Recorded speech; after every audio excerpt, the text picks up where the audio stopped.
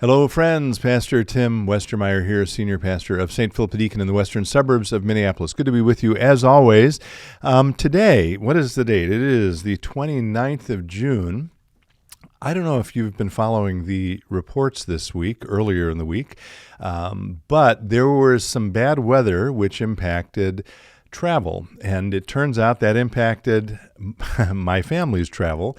I think I mentioned in an earlier episode that my wife and I were going to be dropping off our youngest son for the beginning of his college experience earlier this week, which we did. He is starting at West Point, the United States Military Academy. We were supposed to fly out on Sunday, and I'm not going to go into all the gory details, but 4 flight cancellations later, we realized that we were going to need to drive from Minnesota to West Point. Those of you not familiar with the geography of the United States, that's about an 18-hour drive.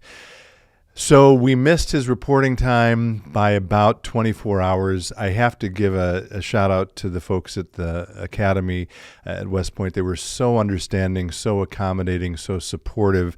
The travel delay was beyond our control, and it impacted other young kids as well, other cadets or candidate cadets. So we arrived at about 24 hours afterwards, dropped him off, and then we had to turn around and drive back. So among other things, I've gotten very little sleep over the last few days. We're back in Minnesota 2 days or 3 days later than we had originally planned. I'm not asking for sympathy here, just reporting that if I sound incoherent, I have a good reason for it. And I guess I have two other things I want to say. One, those of you who are in the military, or those who have dropped kids off at West Point in the past know that the hard part of that is that we cannot hear from Andrew, our son Andrew, for the next 6 or 7 weeks, which I totally understand. I get it. I support that, but it's really hard. And so, sorry, this has happened in the past. I'm going to try to power through here. I've realized how critically important community is in a moment like this.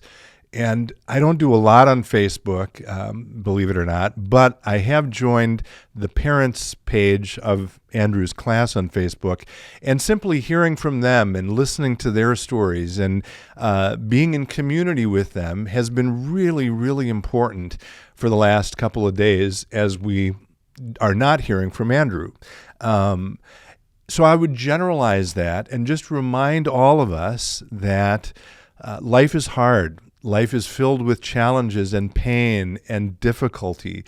And boy, is it important to be in community with people who can be there to support you and walk with you. And that is one of the things the church is all about. And in fact, part of our strategic plan here at St. Philip the Deacon is all around care and community.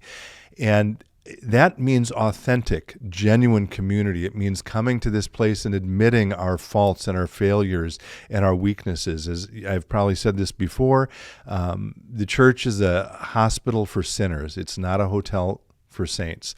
And so we don't come here with our Sunday smiles and pretend like everything is perfect in our lives. We come here hopefully in all of our brokenness, recognizing that we're surrounded by other people who are also broken, who can journey with us through this strange adventure called life. So I just want to reinforce that and affirm that as I'm being reminded of the importance of community in a particular way during the last few days.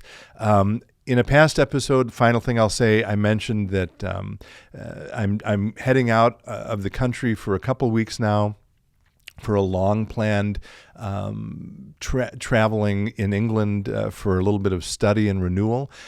Those of you familiar with England, we're going to be going to a lot of churches. I won't list them here. Maybe I'll include them in a description below. If you're familiar with England, if you have places you think we should see while we're there, I don't know if we'll be able to add it to the itinerary, but I'd love to hear your suggestions. I hope I'll have a chance to check on those periodically while we're traveling. I'm not quite sure how our phone service is going to work and so forth. But anyway, I would welcome your prayers for that trip, which despite the trauma we have about airports over the last few days, we are definitely looking forward to. We leave again.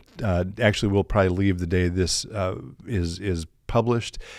Means we won't have episodes for the next couple weeks. I think we're going to try to post some shorts from the interview I just did with Kevin Ward, which you can, if you didn't see that, you can link to that here, as always. And again, welcome your prayers for our trip. Welcome your prayers for us as parents as we continue to move into this new chapter of life with Andrew away.